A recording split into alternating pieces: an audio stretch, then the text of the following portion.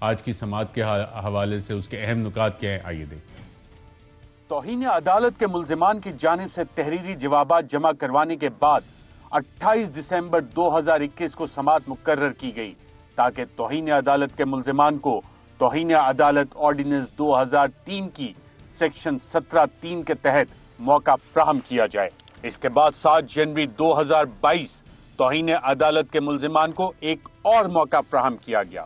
توہین عدالت کے ملزمان کو موقع فراہم کرنے کے بعد عدالت بادی نظر میں اس بات پر مطمئن ہو گئی کہ انصاف کے تقاضے پورے ہو گئے ہیں، لہٰذا اوپن کورٹ میں توہین عدالت کے ملزمان پر فرد جرم عائد کی جائے، جس کے لیے 7 جنوری 2022 اور پھر 20 جنوری 2022 کا دن مقرر کیا گیا۔ رانا شمیم نے یہ استدعا کی کہ ان پر فرد جرم عائد کرنے کی بجائے مؤخر کر دی جائے کیونکہ ان کے وکیل موجود نہیں ہیں۔ اس سلسلے میں توہین عدالت آرڈیننس 2003 بڑا واضح ہے۔ متعدد سماعتوں کے بعد آج کے دن کو توہین عدالت کے ملزمان پر فرد جرم عائد کرنے کے لیے مقرر کیا گیا۔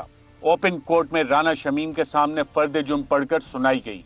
رانا شمیم نے صحت جرم سے انکار کیا۔ رانا شمیم نے کہا کہ وہ اس پر اپنا دفاع پیش کریں گے۔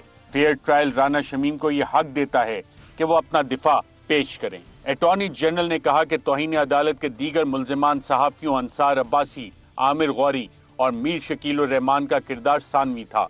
اٹارنی جنرل نے کہا کہ انہوں نے اس معاملے میں لاپرواہی کی، لیکن اس سٹیج پر توہین عدالت آرڈیننس کے تحت کارروائی کی ضرورت نہیں۔ عدالتی معاون فیصل صدیقی نے کہا کہ توہین عدالت کے ملزمان صحافیوں نے اس معاملے میں لاپرواہی کی مگر توہین عدالت کا کیس نہیں بنتا۔ فیصل صدیقی نے کہا کہ توہین عدالت آرڈیننس 2003 کی سیکشن 18(2) کے تحت توہین عدالت کے ملزمان انصار عباسی، عامر غوری اور ایڈیٹر ان چیف میر شکیل الرحمان کی خبر شائع کرنے میں لاپرواہی کی مذمت کر سکتی ہے۔ پی ایف یو جے کے صدر ناصر زیدی اور افضل بٹ دیگر سینئر صحافیوں کے ہمراہ عدالت میں پیش ہوئے۔ انہوں نے یہ بات مانی کہ سب جوڈس رول کی اہمیت حالیہ سماعتوں میں واضح ہوئی۔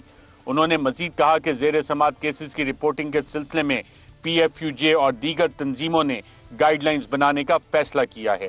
انہوں نے یہ بات بھی مانی کہ رانا شمیم کے حلف نامے کو رپورٹ کرنے اور پبلش کرنے میں اس معیار کو سامنے نہیں رکھا گیا جو کہ ایک زیر سماعت کیس کے معاملے میں ہونا چاہیے تھا۔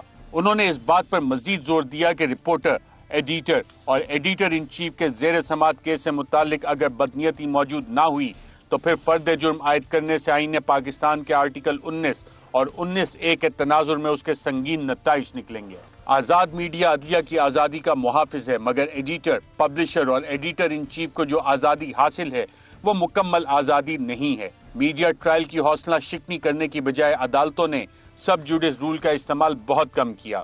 اس کی وجہ سے ناقابل تلافی نقصان ہوا۔ جیسا کہ یہ بات پہلے بھی سامنے آئی کہ بادی نظر میں حلف نامے کو رپورٹ اور شائع کرنے کے پیچھے عدالتی نظام میں رکاوٹ ڈالنے کے ثبوت نہیں ملے۔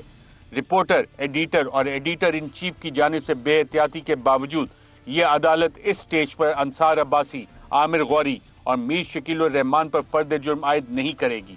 رانا شمیم کے خلاف کارروائی کے دوران اگر رپورٹر، ایڈیٹر اور ایڈیٹر ان چیف کے خلاف رپورٹ میں شائع کرنے میں بادی نظر میں بدنیتی کے ثبوت ملے تو ان کے خلاف بھی کارروائی کی جائے گی۔ جی ناظرین، آج کی سماعت اور اس میں اہم آبزرویشن اور ریمارکس آنریبل چیف جسٹس کے کیا ہے، جو صحافتی تنظیموں کے نمائندے گئے تھے انہوں نے کیا درخواست کی آنریبل چیف جسٹس سے، آئیے دیکھتے ہیں۔ چیف جسٹس اطہر من اللہ نے کہا کہ اس عدالت کا احترام کیا جائے۔ صحافی افضل بٹ نے عدالت سے درخواست کی کہ عدالت موقع دے، معلوم نہیں تھا زیر التوا کیسز کیسے رپورٹ کریں۔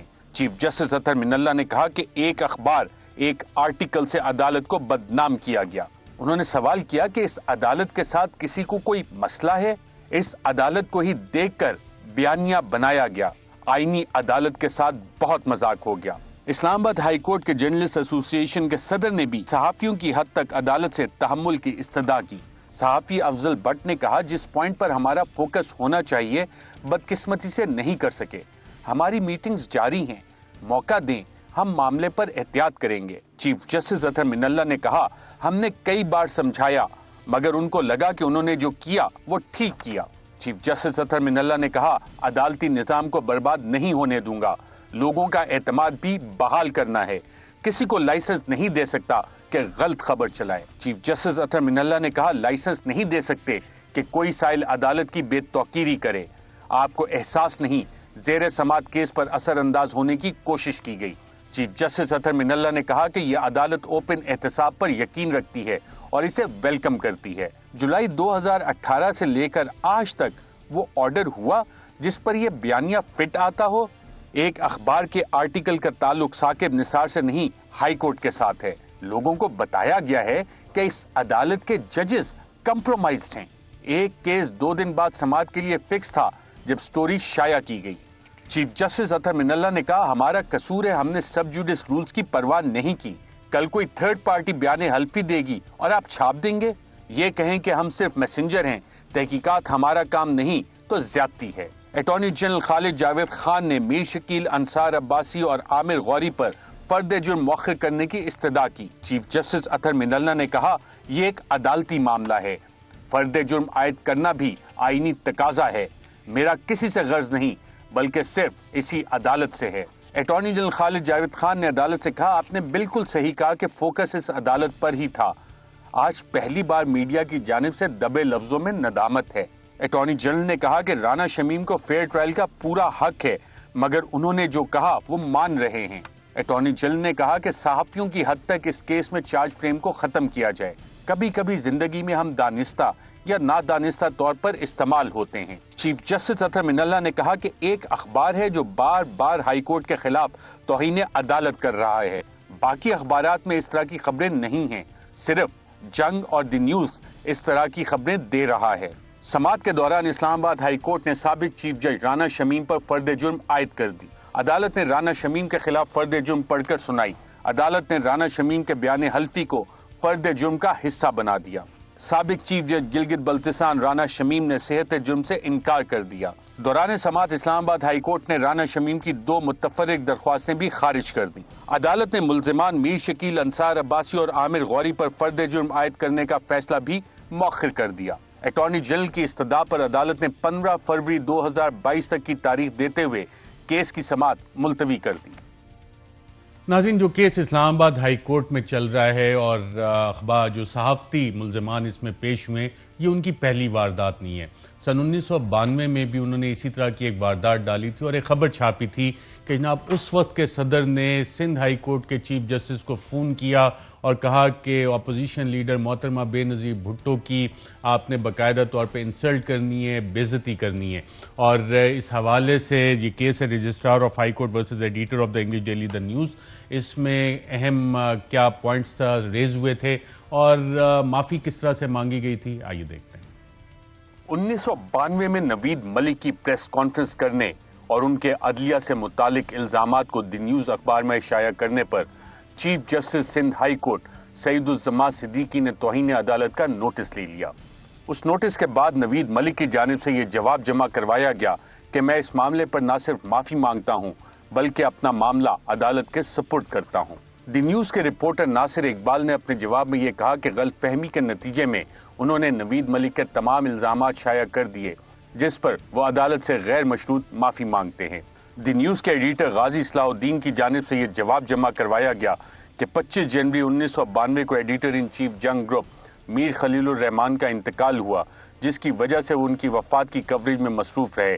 اس کے باعث وہ اس خبر کی اہمیت اور اشاعت پر دھیان نہیں دے سکے۔ پرنٹر حیدر جعفری اور پبلشر محمد سلیمان نے یہ موقف اختیار کیا کہ میر جاوید الرحمان دی نیوز اخبار کے پرنٹر اور پبلشر ہیں، لیکن ان کے بیرون ملک ہونے کے باعث یہ ذمہ داری ہمیں دی گئی۔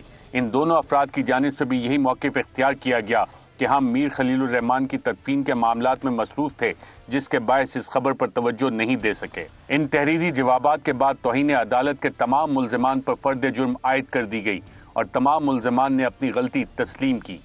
Chief justice Sindh High Court Saeed Uzzaman Siddiqui نے اپنے تحریری فیصلے میں کہا کہ نوید ملک نے اپنی پریس کانفرنس کے ذریعے نہ صرف عدلیہ پر جھوٹے الزامات لگائے بلکہ عدلیہ کو متنازع بنانے کی کوشش بھی کی، لہٰذا ان کو توہین عدالت کے جرم میں 6 ماہ قید کی سزا سنائی جاتی ہے۔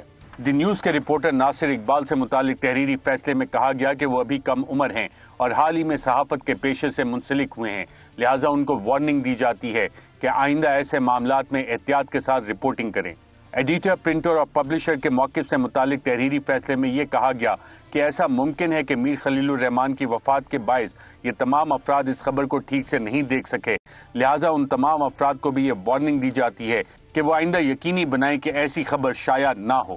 اہم ترین خبریں اب ایک کلک کی دوری پر، ہر لمحہ باخبر رہنے کے لیے سبسکرائب کریں ہمارا YouTube چینل۔ اپنے موبائل فون سے ملکی اور بین الاقوامی اہم خبروں تک رسائی کے لیے ڈاؤن لوڈ کیجیے موبائل ایپ۔ باموثوق ذرائع سے مصدقہ خبروں، تجزیوں اور تبصروں سے مستفید ہونے کے لیے وزٹ کیجیے پاکستان کی سب سے بڑی news website ARY news پہنچا رہا ہے خبریں سب سے پہلے آپ تک، تاکہ آپ رہیں ہر لمحہ باخبر۔